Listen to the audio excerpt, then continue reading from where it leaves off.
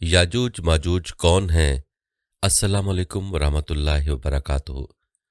सामिन, क्या आपको मालूम है दुनिया की सबसे बड़ी और हैरत अंगेज दीवार कौन सी है? याजूज माजूज कौन है और उनका इस दीवार से क्या लेना देना है? क्या आप जानते हैं कि याजूज माजूज और तुर्कों के माबेन ताल्लुकात क्या हैं? क्या आपको मालूम है कि दोजख में सबसे ज़्यादा कौन सी कौम दाखिल होगी? अगर नहीं तो हम आज की इस वीडियो में तफसील के साथ आपको सारी मालूमात से आगाह करेंगे।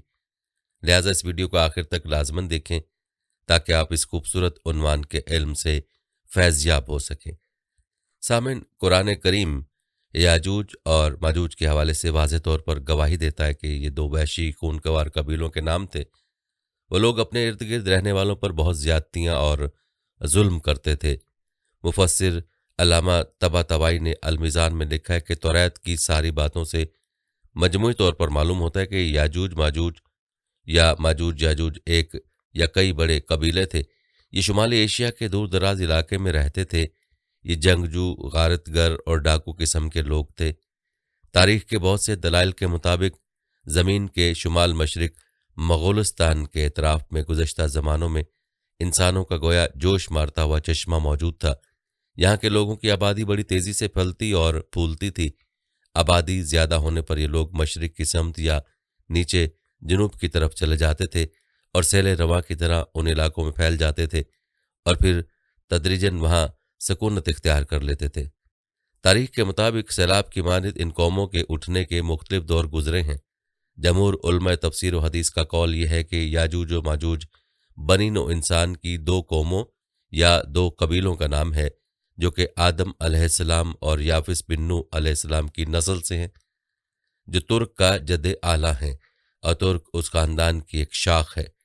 गोया के लफ्ज़ तुर्क मतरूक से मुश्तक है और ये लोग काफिर हैं और दोज़खी हैं और इस कदर कसीर और बेशुमार है कि उनमें और अहले बहिश्त में वो निस्बत है कि जो एक और हज़ार में है। उम्मुम साबिका और लहका में से जिस कदर अफराद दोज़ख में जाएंगे उन तमाम के मुकाबले में अक्सरियत याजूज व माजूज की होगी। बुखारी की हदीस में कि अल्लाह ताला क़यामत के दिन हज़रत आदम अलैहिस्सलाम को हुक्म देंगे कि अपनी औलाद से दोज़ख का लश्कर जुदा कीजिए। अर्ज़ करेंगे कि किस कदर? इरशाद होगा हर हज़ार से एक कम हज़ार। और बाज़ उलमा ये कहते हैं कि याजूज माजूज आदम की औलाद से तो हैं मगर हव्वा के पेट से नहीं, गोया कि वो आम आदमियों की महज बाप शरीक भाई हैं। हाफिज़ अस्कलानी रहमुल्लाह फरमाते हैं कि ये बात सिवाय काब अहबार रज़ी अल्लाह तआला अन्हु के और किसी से मनकूल नहीं। और बाज़ कहते हैं कि याजूज व माजूज तुर्कों के दो कबीले हैं। चूँकि सामिन हम आपको पहले वाज़े कर चुके हैं, याजूज माजूज याफिस बिन नूह की औलाद में से हैं, मगर उनकी सरकशी की वजह से उस वक्त के बादशाह ज़ुल्क़ुरनैन ने उनके रास्ते को जो दो पहाड़ों के दर्रे में था एक आहनी दीवार से मुस्तहकम बंद कर दिया था। क़ुर्ब क़यामत में वो दीवार टूट जाएगी और ये गारतगर कौम दुनिया में फैल जाएगी। कोई उनसे मुकाबला न कर सकेगा। आखिर आसमानी वबा से खुद ब खुद मर जाएंगे। इस वाक़े की तफसील कुछ इस तरह है कि कई हज़ार साल पहले रुए ज़मीन पर अल्लाह अज़्ज़ा वजल की एक वली की हुकूमत थी। उनका नाम सिकंदर था, जबकि लक़ब ज़ुल्क़ुरनैन था। आप हज़रत सैयदना ख़िज़र अलैहिस्सलाम के खालाजाद भाई थे। आपको पूरी दुनिया की बादशाहत और मशरिक़ व मग़रिब के सफ़र का एज़ाज़ भी हासिल था। एक मरतबा आप रहमतुल्लाह अलैह शुमाल की तरफ सफ़र के दौरान तुर्किस्तान के मशरक़ी किनारे ईस्ट तुर्किस्तान पर वाक़े दो बुलंद व बाला पहाड़ के दरमियान पहुँचे। इन पहाड़ों की एक तरफ याजूज माजूज आबाद थे जबकि दूसरी तरफ एक और कौम रहा करती थी। उस कौम के लोगों ने आप रहमुल्लाह की बारगाह में याजूज माजूज के फसाद फैलाने की शिकायत की और साथ ही माल की पेशकश करते हुए एक मजबूत दीवार बनाने का कहा ताकि याजूज माजूज दूसरी तरफ ना आ सकें। याजूज माजूज इंसान और काफिर थे। ये जिस जानदार के पास से गुजरते उसे खा जाते थे। ये मौसम बहार में अपने गारों से निकलकर सब्ज़ा खा जाते, खुश्क चीज़ें उठाकर ले जाते। उनके पंजे और दांत दरिंदों जैसे और उनके बाल इतने लंबे थे कि जिस्म छुपा लेते थे। हज़रत ज़ुल्क़ुरनैन रहमतुल्लाह अलैह ने कौम की माली पेशकश कबूल न की बल्कि फरियाद रसी करते हुए फरमाया, मुझे तुम्हारे माल की हाजत नहीं, बस जिस्मानी कुव्वत के साथ मेरी मदद करो। चुनांचे आपने पत्थरों के साइज़ के लोहे के टुकड़े मंगवाए और ज़मीन खोदने का हुक्म दिया। जब पानी निकल आया तो आपने पहले पत्थर रखवाए और पिघले हुए तांबे के जरिए उन्हें जमा दिया। उसके बाद लोहे के टुकड़े पहाड़ की बुलंदी तक ऊपर नीचे रखवाए और उन टुकड़ों के दरमियान लकड़ी और कोयला भरकर आग लगवा दी। फिर ऊपर से पिघला हुआ तांबा दीवार में फैला दिया गया। यूं एक मजबूत दीवार तैयार हो गई। ये दीवार कब टूटेगी, याजूज माजूज कैसे आज़ाद होंगे? तो इसके मुतल्लिक हदीस शरीफ में है कि बेशक याजूज माजूज रोज़ाना दीवार तोड़ते रहते हैं। जब वो मुकम्मल टूटने के करीब होती है तो उन्हें सूरज की शुआएं नजर आती हैं। इतने में उनका बड़ा कहता है, चलो बाकी कल तोड़ेंगे। तो अगले दिन अल्लाह अज़्ज़ व जल उस दीवार को पहले से भी मजबूत बना देता है।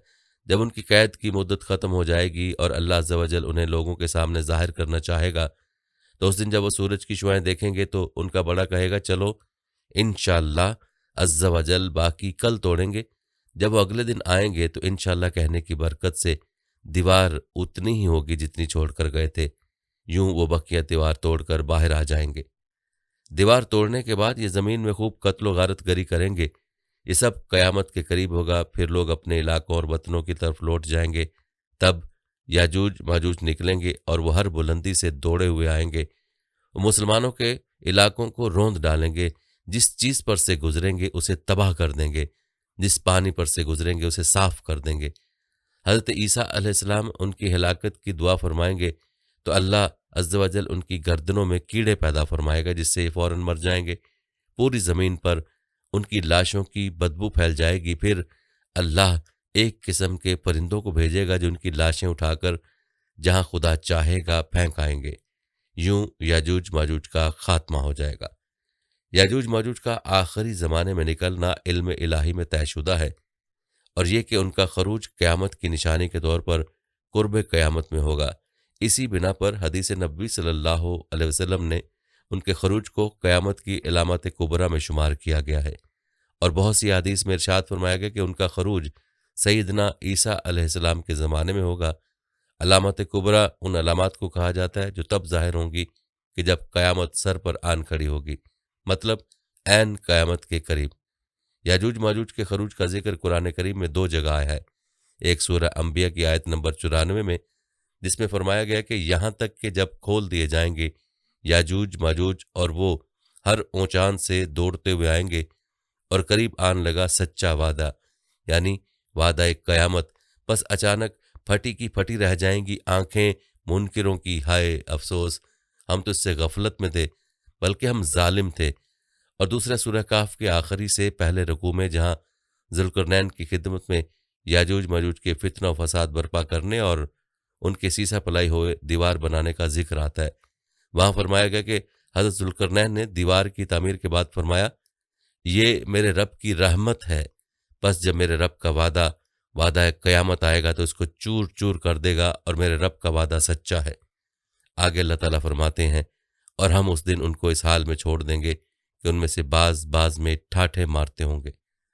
चुनाचे कुरान और हदीस की तसरीहात से बात साबित है कि याजूज माजूज का वजूद है, और जब अल्लाह के इल्म में तयशुदा वक्त पूरा हो जाएगा तो अल्लाह के हुक्म से ज़मीन पर निकलेंगे।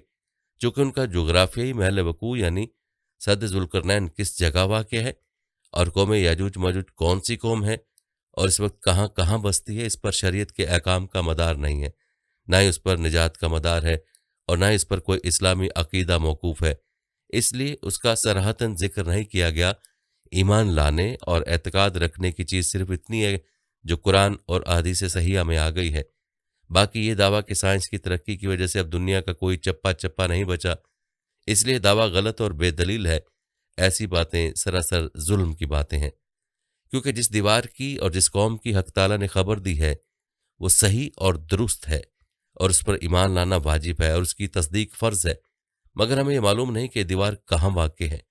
बिलाशुबा अक़लन ये मुमकिन है कि हमारे और उनके दरमियान में बड़े बड़े समुद्र और बड़े बड़े पहाड़ हायल हों, और फुज़लाए जोग्राफिया का ये दावा है कि हमने तमाम ज़मीन को छान डाला और हम बर और बहर और खुश्की और तरी का अहाता कर चुके हैं, और अब कोई जगह हमसे बची हुई नहीं रही। सो ये महज दावा है। सारी ज़मीन को छान मारना और देख डालना तो बड़ी बात है, अभी तक पूरी आबाद ज़मीन को भी नहीं देखा जा सका। ज़मीन का बहुत सा हिस्सा भी ऐसा बाकी है जहाँ तक उनके कदम नहीं पहुँचे।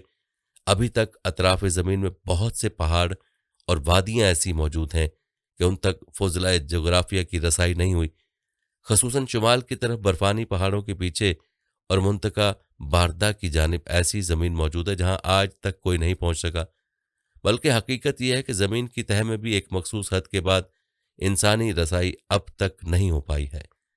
ان سب باتوں سے قطع نظر ایسا بھی ہو سکتا ہے کہ اللہ تبارک تعالیٰ قوم یاجوج و ماجوج کو انسانی نگاہوں اور دسترس سے پوشیدہ رکھے ہوئے ہوں اور ہمیں ان سے مخفی رکھے ہوئے ہیں، جیسا کہ جنات۔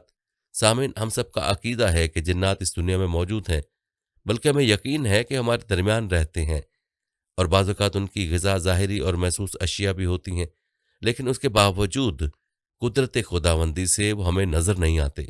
اس لیے کسی چیز کا نظر نہ آنا معدوم ہونے کی دلیل نہیں بن سکتا۔ نگاہوں سے دکھوانا اور نگاہوں کے درمیان پردے ڈال دینا خداوند تعالیٰ کے لیے دونوں برابر ہیں۔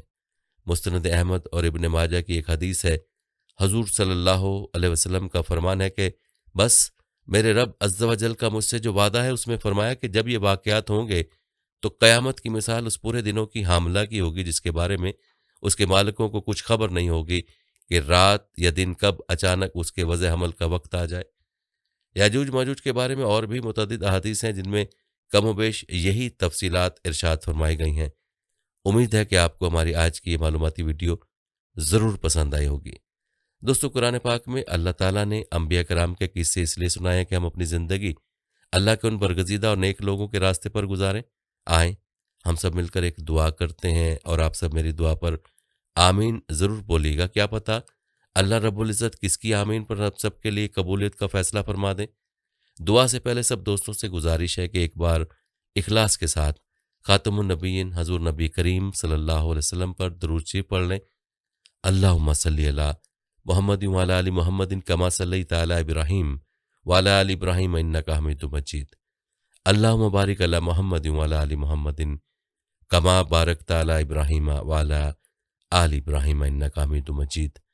اے اللہ، تمام انبیاء کرام حضرت آدم علیہ السلام سے لے کر خاتم النبیین جناب محمد رسول اللہ کو جزائے خیر عطا فرمائے اور ان پر اربوں کربوں درود و سلام ہو جن عظیم ہستیوں کی وجہ سے یہ عظیم دن ہم سب تک پہنچا۔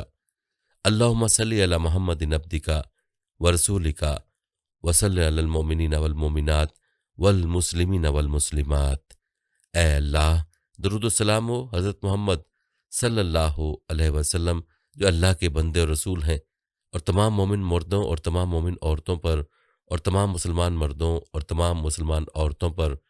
اے ہمارے رب، درود و سلام ہو حضور نبی کریم صلی اللہ علیہ وسلم کے اہل بیت، ازواج مطہرات، صحابہ کرام، تابعین، تبع تابعین، علماء کرام، اولیاء کرام، صوفیاء کرام، تمام نیک لوگ اور امت کے تمام مسلمانوں پر۔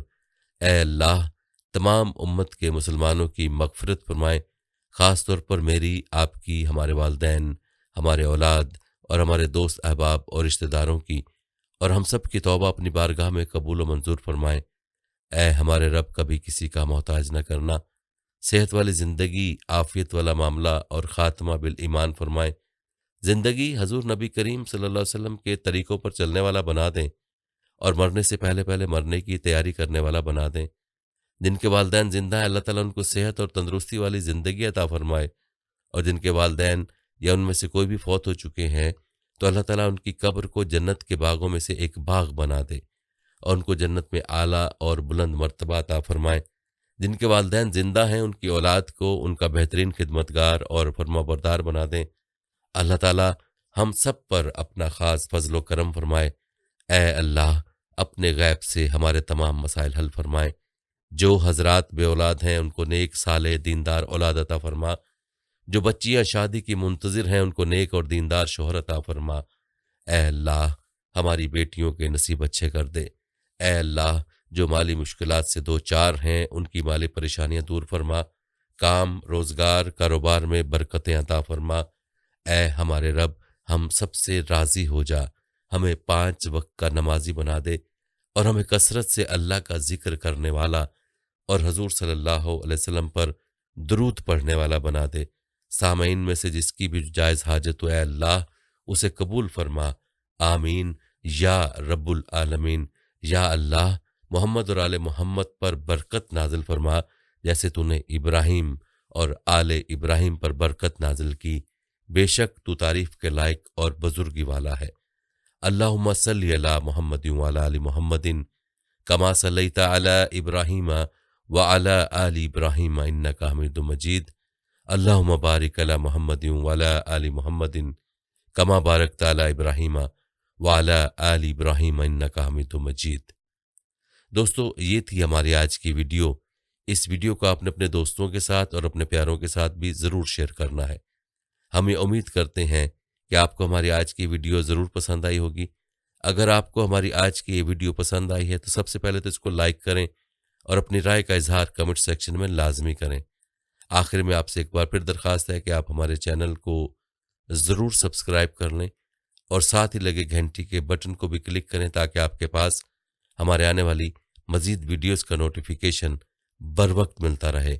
اللہ تعالیٰ آپ کو اپنی حفظ و امان میں رکھے، آمین۔